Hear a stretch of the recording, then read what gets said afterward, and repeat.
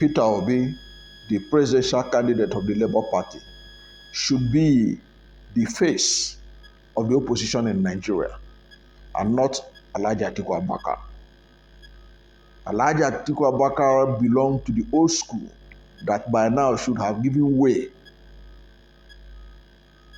and not be scheming to contest presidential election again in 2027.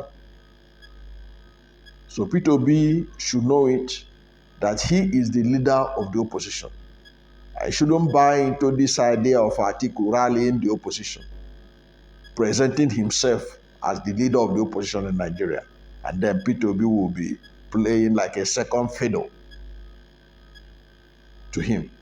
It's not right for Peter Obi, because Peter Obi has the integrity, the honesty, the capacity and capability, and Nigerians know it.